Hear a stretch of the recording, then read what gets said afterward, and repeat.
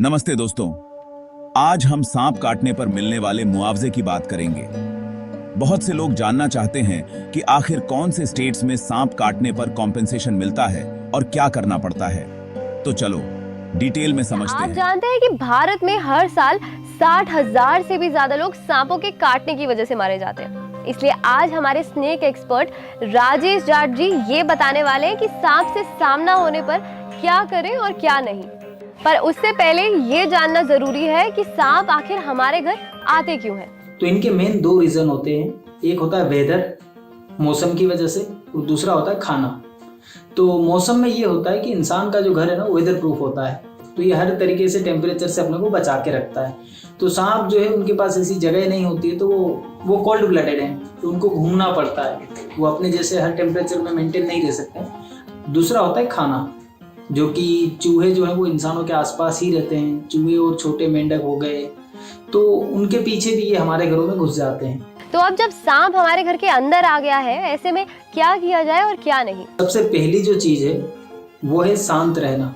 जब आप शांत रहते हैं तो आप डिसीजन अच्छा ले पाते हैं। लोग घबराहट में कुछ तो भी कर बैठते हैं और वहीं से चीजें ज्यादा बिगड़ जाती है। दूसरा, सांप को भी डराना नहीं है, जितना आप डरते हो उससे कहीं ज्यादा वो सांप आपसे डरता है। तीसरी चीज, आपको बहुत स्लोली पीछे हटना है, धीरे धीरे पीछे हटना, अचानक से जंप नहीं करना है, अचानक से कूद के नहीं भागना है। अगर वो सांप डर गया तो आप उससे तेज नहीं हो, वो आपको डायरेक्टली बाइट कर लेगा। और आप एक चीज कर सकते हैं, आजकल डिजिटल जमाना, लोग फोटो खींच लेते हैं, तो आप एक फोटो ले लीजिए ताकि कोई भी आपको बता देगा कि सांप कौन सा रेस्क्यूर वगैरह कोई भी बता सकता है। और आजकल तो काफी सारे फेसबुक पे ग्रुप भी हैं, तो आप वहाँ से भी इंफॉर्मेशन ले सकते हैं।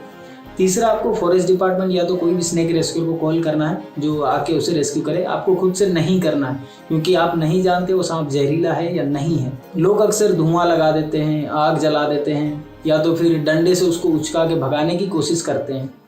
तो डेफिनेटली आग और धुएं से तो कुछ नहीं होने वाला है, तंत्र मंत्र से भी कुछ काम नहीं होता है। अब आप एक चीज़ ये कर सकते हैं कि मान लीजिए रेस्क्यूर भी नहीं आ रहा, फॉरेस्ट डिपार्टमेंट भी नहीं है, तो आप जैसे कि वो घर पे सफाई करने का एक वाइपर होता है, ये सबसे बढ़िया चीज़ है। उसको थोड़ा सा धक्का करिए, आप सांप जो है वो आपको काट सकता है और ये खतरा बना रह सकता है, तो हम इसके लिए आपको मना कर रहे हैं। डेफिनेटली आप किसी को बुलाइए और रेस्क्यू करवाइए। इंडिया में सांप काटने से बहुत डेथ्स होती हैं, खासकर विलेजेस में।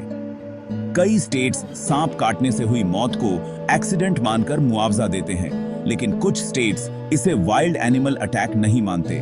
जैसे महाराष्ट्र जैसे स्टेट्स में वाइल्ड एनिमल अटैक पर मुआवजा मिलता है, लेकिन सांप काटने पर मुआवजे को लेकर डिस्कशन चल रही है। लोग कहते हैं कि अगर सांप मारने पर सजा है तो उनके काटने से मरने पर भी कॉम्पेंसेशन मिलना चाहिए। अलग अलग स्टेट्स में सांप काटने से मौत पर मिलने वाला कॉम्पेंसेशन भी डिफरेंट होता है।